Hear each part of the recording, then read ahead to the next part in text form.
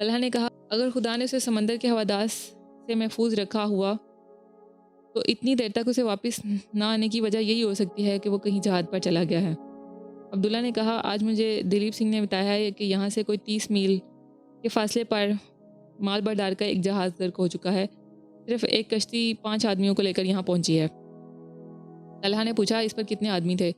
شاید 20 تھے، جہاز بہت بڑا تھا اور اس پر تجارت کا بہت سا مال تھا۔ جہاز کیسے غرق ہوا؟ ملاح منزل کو قریب دیکھ کر بے پرواہ ہو گئے اور جہاز ایک چٹان سے ٹکرا کر پاش پاش ہو گیا۔ سلمیٰ پاس کے کمرے میں بیٹھی ہوئی اپنے خیالات میں مہو تھی۔ اس نے فقط آخری فقرہ سنا اور ایک ثانیہ کے لیے اس کی رگوں میں خون کا ہر قطرہ منجمد ہو کر رہ گیا۔ برآمدے سے پھر عبداللہ کی آواز آئی، یہ چٹانیں بہت خطرناک ہیں، ہر سال ان کی وجہ سے کوئی نہ کوئی جہاز غرق ہو جاتا ہے۔ یہاں کے باشندوں کا خیال ہے یہ چٹانیں سمندر کے دیوتا کی مندر ہیں۔ یہ سنتے ہی سلمیٰ کی رگوں میں ایک غیر معمولی ارتعاش پیدا ہوا۔ وہ اٹھی اور اپنے کمرے سے نکل کر باپ کے سامنے آ کھڑی ہوئی۔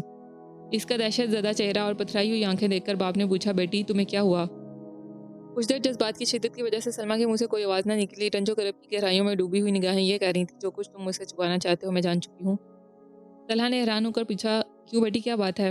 سلمیٰ کے بھینچے ہوئے ہونٹ کپ کپائے، پتھرائی ہوئی آنکھوں پر آنسوؤں کے باریک پردے چھا گئے۔ اس نے کہا، بتائیے کب ڈوبا ان کا جہاز؟ آپ کو کس نے بتایا؟ اور وہ آپ خاموش کیوں ہیں؟ خدا کے لیے کچھ کہیے، میں بری سے بری خبر سننے کے لیے تیار ہوں۔ ہچکیوں اور آہوں کی شدت اس کی آواز کے تسلسل کو توڑ رہی تھی۔ عبداللہ نے پریشان تھا ہو کر جواب دیا، بیٹی ہم مال بردار کے ایک جہاز کا ذکر کر رہے ہیں، آج دلیپ نے مجھے بتایا تھا۔ لیکن سلمیٰ نے باپ کا فکرہ پورے نہ ہونے دیا، نہیں نہیں، آپ مجھ سے چھپانا چاہتے ہیں، مجھے جھوٹی تسلیاں نہ دیں۔ یہ کہہ کر سلمیٰ ہچکیاں لیتی ہوئی دوسرے کمرے میں چلی گئی۔